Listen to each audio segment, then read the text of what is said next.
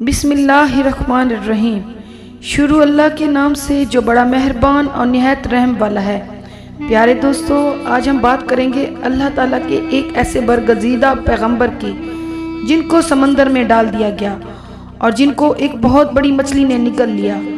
آخر آپ سے ایسی کون سی خطا سرزد ہوئی کہ جس کی وجہ سے آپ کو کئی دنوں تک مچھلی کے پیٹ میں رہنا پڑا، اور آپ کئی دنوں تک اس دیو ہیکل مچھلی کے پیٹ میں رہے، اور آخر کار آپ نے ایسی کون سی دعا فرمائی کہ جس کی وجہ سے اللہ تعالیٰ نے آپ کو اس آزمائش سے نکال دیا، اور آپ کئی دنوں کے بعد اس مچھلی کے پیٹ سے باہر آ گئے۔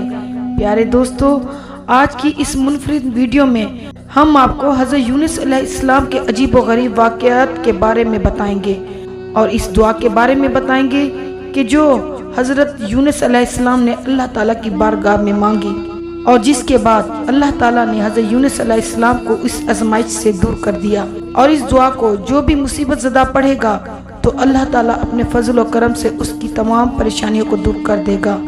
پیارے دوستو، حضرت یونس علیہ السلام اللہ تعالیٰ کے ایک برگزیدہ پیغمبر گزرے ہیں جن کو اللہ تعالیٰ نے قوم بنی اسرائیل کی طرف مبعوث فرمایا تھا۔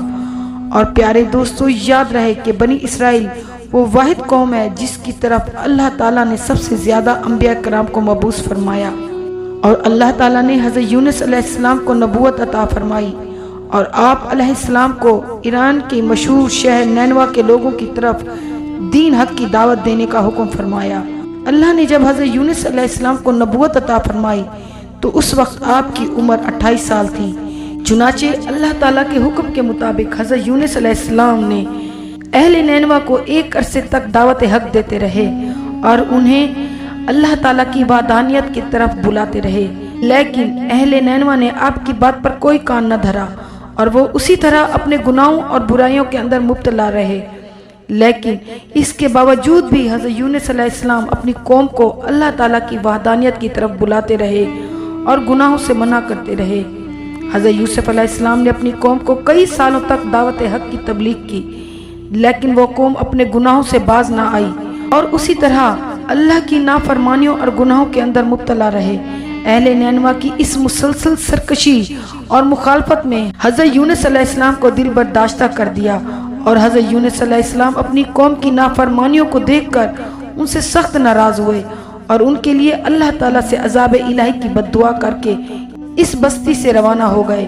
اور پھر جب اپنی قوم کے لیے بد دعا کرنے کے بعد اس بستی سے باہر نکلے تو چلتے چلتے دریائے فرات کے کنارے پہنچ گئے، اور وہاں آپ کو مسافروں سے بھری کشتی نظر آئی جو جانے کے لیے تیار کھڑی تھی۔ چنانچہ آپ علیہ السلام بھی اس کشتی میں سوار ہو گئے۔ کشتی ابھی کچھ دور ہی گئی تھی کہ اللہ تعالیٰ کی طرف سے خوفناک طوفانی ہوائیں چلنے لگی، اور ان طوفانی ہواؤں کے اندر کشتی ڈگمگانے لگی۔ چنانچہ ان طوفانی ہواؤں میں کشتی کے ڈوبنے کا خطرہ مزید بڑھ گیا۔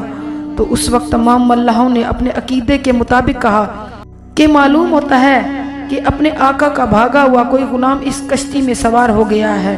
چنانچہ جب تک اس غلام کو کشتی سے باہر نہ نکال دیا جائے تب تک اس مصیبت سے نجات حاصل نہیں ہو سکتی۔ چنانچہ ملاحوں کی آواز سن کر حضرت یونس علیہ السلام نے دل ہی دل میں یہ خیال کیا کہ میں نے اللہ تعالیٰ کی وحی کا انتظار کیے بغیر ہی اپنی قوم کے لیے بد دعا کی اور وہاں سے چلا آیا، اور شاید اللہ تعالیٰ کو میرا یہ عمل پسند نہ ہو، اور یہی وجہ ہے کہ یہ آثار نمودار ہوئے۔ چنانچہ یہ منظر دیکھ کر حضرت یونس علیہ السلام نے ان ملاحوں سے کہا کہ میں ہی وہ بھاگا ہوا غلام ہوں جو اپنے آقا سے بھاگ کر یہاں اس کشتی پر سوار ہوا ہے۔ مجھے کشتی سے نیچے پھینک دو تاکہ یہ طوفان رک جائے۔ مگر کشتی میں سوار تمام مسافر اور ملحہ آپ کے بارے میں خوب جانتے تھے اور آپ کو ایک نیک انسان سمجھتے تھے، اور وہ تمام لوگ آپ کی شرافت سے خوب واقف تھے۔ اس کے بعد یہ طے پایا کہ قراندازی کی جائے۔ جس کا نام قراندازی میں نکلے گا اس کو کشتی سے باہر پھینک دیا جائے گا۔ چنانچہ سب کی رائے کے مطابق قراندازی کی گئی، اور پہلی ہی دفعہ میں حضرت یونس علیہ السلام کا نام نکل آیا۔ لیکن اس کے باوجود بھی تمام ملاحوں اور مسافروں کو یقین نہ آیا، اور پھر اس کے بعد دوسری تیسری بار بھی قراندازی کی گئی، مگر ہر بار حضرت یونس علیہ السلام کا نام ہی نکلتا۔ چنانچہ اسی طرح مسافر اور ملحہ اس بات پر مجبور ہو گئے کہ حضرت یونس علیہ السلام کو کشتی سے نکال دیں، अभी वो ये सब सोच ही रहे थे कि हज़रत यूनुस अलैहिस्सलाम ने खुद ही कश्ती से छलांग लगा दी। तो उस वक्त अल्लाह ताला ने एक बहुत बड़ी मछली को हुक्म दिया, तो उस मछली ने आप अलैहिस्सलाम को जिंदा ही निगल लिया और अल्लाह ताला के हुक्म से उस मछली ने आप अलैहिस्सलाम को सही सलामत अपने पेट में महफूज रखा। जब हज़रत यूनुस अलैहिस्सलाम अपनी कौम से नाराज होकर इस बस्ती से चले गए थे, तो आप अलैहिस्सलाम ने उन लोगों को अज़ाब इलाही की पेशगोई भी की थी, लेकिन उन लोगों को हज़रत यूनुस अलैहिस्सलाम की किसी बात पर कोई यकीन ना आया और वो लोग कहा करते थे कि हज़रत यूनुस अलैहिस्सलाम तो यूं ही कहते थे कि अल्लाह का अजाब आएगा, लेकिन अभी तक तो कोई अजाब ना आया, न जाने वो अजाब कब आएगा। मगर कुछ ही दिनों के बाद अल्लाह ताला के अजाब के असरात नमूदार होने शुरू हो गए। चुनाचे इसी तरह का अजाब इलाही को देखकर वो लोग परेशान हुए और एक दूसरे से कहने लगे कि हज़रत यूनुस अलैहिस्सलाम की बात गलत ना थी और आप वाकई अल्लाह के सच्चे पैगंबर हैं। चुनाचे उन लोगों ने अल्लाह ताला के अजाब के असरात को देखकर अल्लाह ताला की बारगाह में तौबा की और अल्लाह ताला की वहदानियत पर ईमान ले आए। अल्लाह ताला की बारगाह में इस अजाब से टल जाने की दुआ करने लगे। तो उस वक्त अल्लाह ताला ने उन लोगों की तौबा कबूल फरमा ली और उनको इस अजाब से महफूज रखा। तो प्यारे दोस्तों, अगर हज़रत यूनुस अलैहिस्सलाम मछली के पेट में जिंदा थे और अल्लाह की वही के इंतजार किए बगैर ही अपनी कौम को छोड़ जाने पर नादिम थे, तो उस वक्त हज़रत यूनुस अलैहिस्सलाम ने अल्लाह ताला की बारगाह में अपनी खता की माफ़ी के लिए ये दुआ पढ़ी, ला इलाहा इल्ला अंता सुबहानका इन्नी कुन्तु मिनज़ ज़ालिमीन। तर्जुमा, ए रब्बुल आलमीन, तेरे सिवा कोई माबूद नहीं, तू ही यकता है और मैं तेरी पाकी बयान करता हूँ, बेशक मैं खुद ही जालिम हूँ। चुनाचे जब अल्लाह ताला ने हज़रत यूनुस अलैहिस्सलाम की ये दर्द भरी दुआ सुनी, तो इस दुआ को अपनी बारगाह में कबूल फरमा लिया और हज़रत यूनुस अलैहिस्सलाम को उस आजमाइश से निजात दी। उस वक्त अल्लाह ताला ने मछली को हुक्म दिया कि वो हज़रत यूनुस अलैहिस्सलाम को सही सलामत दरिया के किनारे पर डाल दे। तो उस वक्त उस मछली ने अल्लाह के हुक्म की तामील करते हुए हज़रत यूनुस अलैहिस्सलाम को साहिल के किनारे पर डाल दिया और इसी तरह हज़रत यूनुस अलैहिस्सलाम 40 दिन तक मछली के पेट में रहे और 40 दिन के बाद अल्लाह ताला ने आपकी ये दुआ कबूल फरमाई और इस आजमाइश से आपको निजात बख्शी।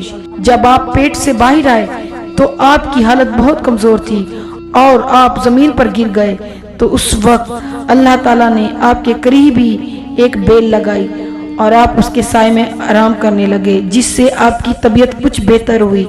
तो आप अलैहिस्सलाम ने उस दरख्त के साए में एक झोंपड़ी बनाई और इस झोंपड़ी में रहने लगे। फिर कुछ अरसे के बाद वो बेल सूखने लगी और ये माजरा देखकर हज़रत यूनुस अलैहिस्सलाम बहुत परेशान हुए और दुखी हुए, क्योंकि हज़रत यूनुस अलैहिस्सलाम को इस बेल से बहुत मोहब्बत करने लगे थे। उस वक्त अल्लाह ताला ने हज़रत यूनुस अलैहिस्सलाम की तरफ एक वही भेजी कि ए यूनुस, तुम्हें इस बेल के सूखने का बहुत अफसोस हुआ है, जो कि एक मामूली और हकीर चीज़ है, लेकिन अपनी कौम को छोड़ते हुए ये न सोचा कि नैनवा में बसने वाले 1 लाख इंसानों और इसके अलावा लातादाद हैवानों और जानदारों को हलाक करने में हमें नागवारी ना होती। क्या हम उनके लिए इससे भी ज्यादा मेहरबान ना होते जितना तुम इस बेल के लिए हुए हो? और आप वही का इंतजार किए बगैर ही अपनी कौम को छोड़कर चले गए। एक नबी की ये शान नहीं कि वो अपनी कौम को बद्दुआ करके नफरत की वजह से उनसे जुदा होने में जल्दी करे और वही का इंतजार भी ना करे। फिर अल्लाह ताला ने यूनुस अलैहिस्सलाम को यह हुक्म दिया कि वो दोबारा नैनवा जाए और वहां पर रहकर नैनवा के लोगों को दीन हक पहुंचाएं। चुनाचे उस वक्त हज़रत यूनुस अलैहिस्सलाम ने अल्लाह ताला के हुक्म के मुताबिक नैनवा की तरफ दोबारा तशरीफ ले गए और उन्होंने हज़रत यूनुस अलैहिस्सलाम की आमद पर बहुत खुशी का इजहार